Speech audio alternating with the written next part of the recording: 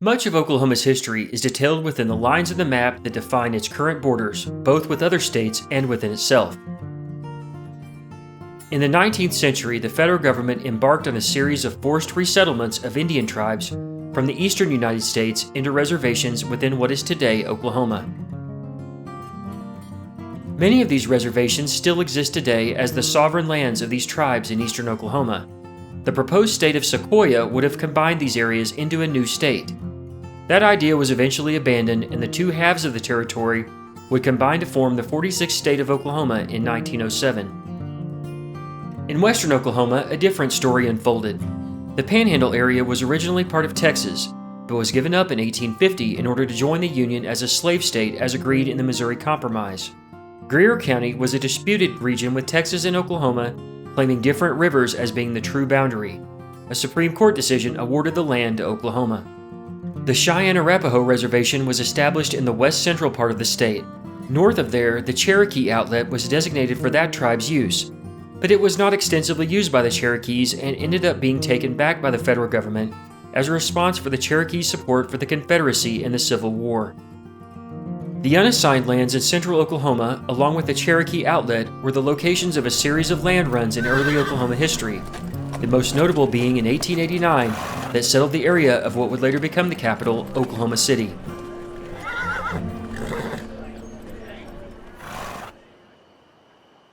Just south and west of there was where the Wichita and affiliated tribes were assigned lands in what would later become a large portion of Caddo County. The Delaware and Caddo nations were also assigned lands within the same boundaries.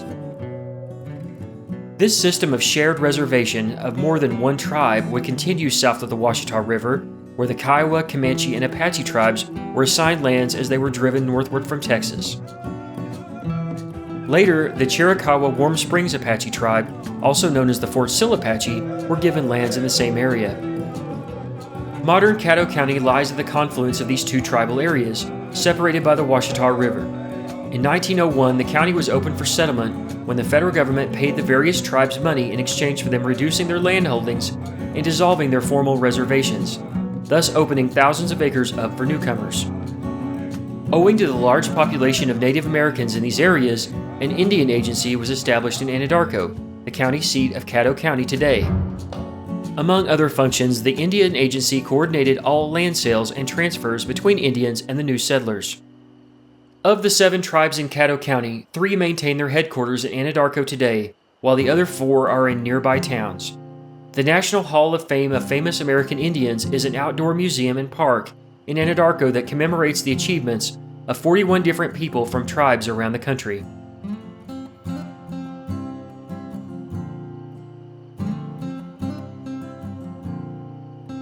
The Kiowa Six, a group of talented artists from the Kiowa tribe, produced extensive art and were world-renowned for their skill and style that represented traditional tribal perspectives and art forms.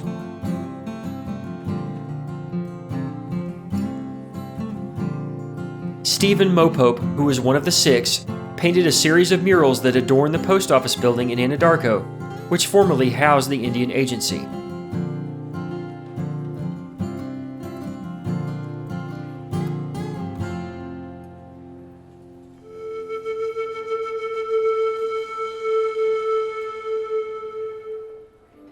In any landscape, where water exists and is absent defines what places are habitable and where crops are grown. The land use and predominant industry in Caddo County owes much to the flow of the Washita River and its tributaries. The Washita rises in the Texas Panhandle and flows generally southeastward across a large swath of western Oklahoma. The Washita enters Caddo County at its western border near Carnegie and exits east of Anadarko. The river continues on southward until it joins the Red River to form Lake Texoma. Along the Washita River in central Caddo County lies the community of Fort Cobb, which bears the name of a military installation placed there prior to the Civil War. In 1859, the Army built the fort to help protect tribes that were recently relocated into the area. A few years later, the fort sat essentially abandoned during the Civil War. It was briefly reoccupied in 1868 before the larger Fort Sill was opened in adjoining Comanche County. The modern community bearing the same name was founded near the historic site. Cobb Creek, which flows into the Ouachita just north of Fort Cobb, begins just over the border in Ouachita County. It joins up with Lake Creek and is dammed to form Fort Cobb Lake just north of its namesake town. This large lake was built for flood control and water supply purposes in the 1950s. Prior to this dam and another larger one upstream on the Ouachita River at Foss Lake, the fertile bottomlands and valleys of the Ouachita were subject to recurring, devastating floods when the spring rains would drench the watershed. Although the flood risks were greatly reduced, the Ouachita routinely overtops its banks sometimes even now. The creation of Fort Cobb Lake was not without controversy, as some local landowners objected to the new lake being fenced off when it started filling in 1959. These concerns slowly faded and the lake became a destination for recreational opportunities for the entire region. The lake offers a variety of outdoor activities year-round, including fishing, skiing, camping, and even a golf course. During the hot, dry months of an Oklahoma summer, Fort Cobb Lake attracts visitors seeking relief from the heat.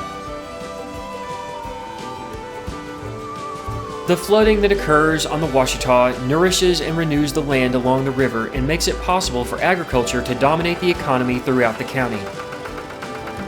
From the time of the first settlers, farmers recognized the value and potential of the fertile soil in the county.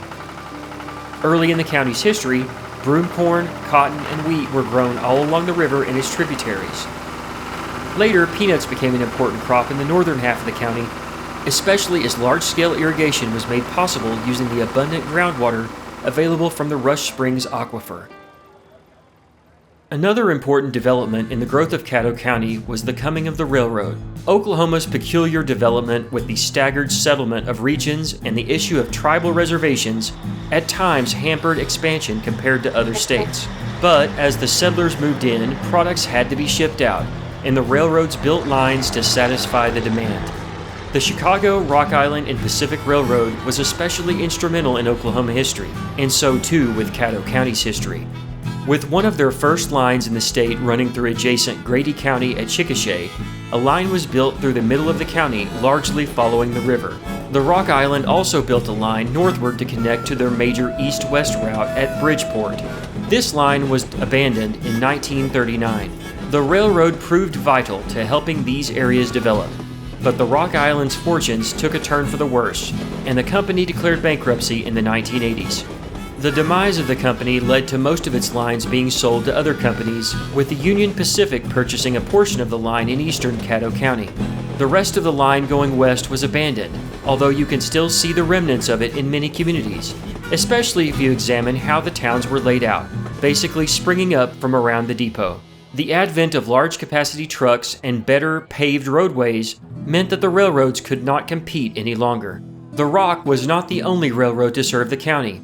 Another railroad, the St. Louis and San Francisco, known more popularly as the Frisco, built a line to accommodate another growing industry when oil was discovered in the southeast corner of the county in the early 20th century. The town of Cement was named for abundant deposits of gypsum rock found nearby. Although early pioneers had hoped to make cement from the rock, it was instead used to make wallboard. Gypsum production remains a key industry to this day in the area. While the plans to make cement fell through, oil proved to be a much more lucrative opportunity. Petroleum production of both oil and gas remains a large contributor to the county's economy even to the present day.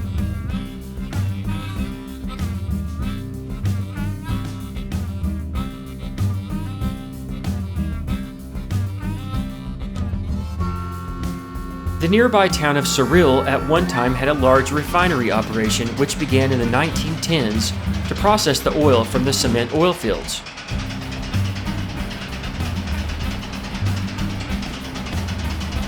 The refinery closed in the 1980s. The original Frisco rail line still exists as a part of the Stillwater and Central Railroad. The town of Cyril remains a vibrant community at the south edge of the county. The Chisholm Trail passed just east of the county, and the Great Western Cattle Trail passed to the west. The land here was not yet widely settled when these trails were in use. The coming of the railroad had made the trails obsolete. Another community at the south edge of the county is Apache. a town whose name was accidentally named by the Rock Island Railroad instead of the planned name Richards. Apache, the town, was settled by a small-scale land run. It remains the last area of Oklahoma settled by this method.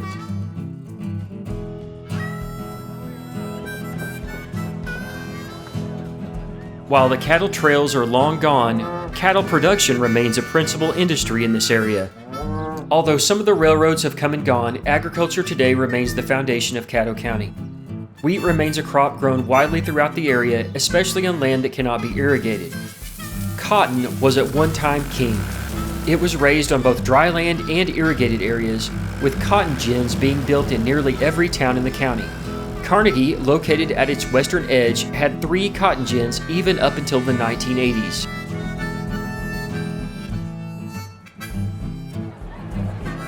Carnegie's importance grew from its location both on the Washita River and on the Rock Island Railroad.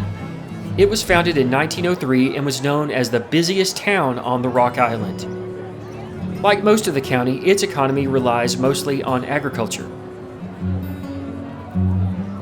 The oldest continually operating movie theater in Oklahoma sits on Main Street, Carnegie, just as it did well over 100 years ago.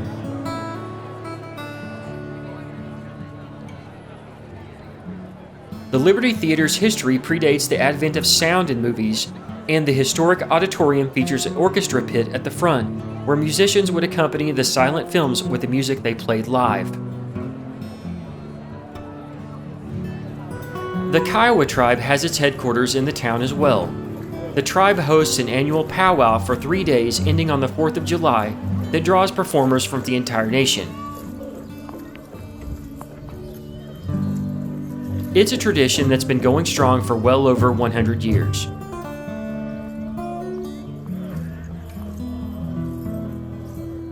North of Carnegie are the small communities of Eakly, Lookeba, and Sickles.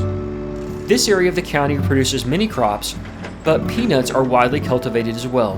Peanuts provide an excellent alternative to the harsh nutritional requirements cotton places on the land. Other crops widely grown include alfalfa for hay, soybeans, field corn, and even vegetables like melons. Further eastward down Highway 152 is the community of Binger. Agriculture remains a key industry in the area, and the town is known for being the childhood home of Johnny Bench, who is considered one of the greatest major league catchers of all time. Bench played for the Cincinnati Reds the entirety of his major league career. Perhaps the longest landmark ever built and a true piece of American history stretches across the northern edge of Caddo County. The Mother Road, Route 66, enters the county near the town of Hydro. The Provine service station, later and perhaps better known simply as Lucille's, was opened in 1929 to serve the motorists crossing the country. Lucille Hammonds operated the station from 1941 until she passed away in 2000. This station stands today as a testament to the past and a simpler time in our history. The nearby town of Hydro, named for its abundant water wells, sits just north of it, right off Route 66. Nothing lasts forever, and the narrow, winding Route 66 was bypassed by a new interstate as traffic needs outgrew the road that was built starting in the 1920s. About a mile north of me is old Route 66. Right directly behind me is I-40. It was built in the 1960s and forever changed the nature of transportation in Caddo County and across the nation. I-40 parallels the Mother Road for most of its journey through the county. A small roadside park north of Hinton and near Bridgeport sits between the old and the new roads. In the distance, the traffic of I-40 roars past as Route 66 sits here virtually abandoned. Caddo County's history is a topic far longer than I've been able to present here, but I hope this gave you a short introduction to where I call home and shared some interesting facts about the people and cultures that are Caddo County, Oklahoma.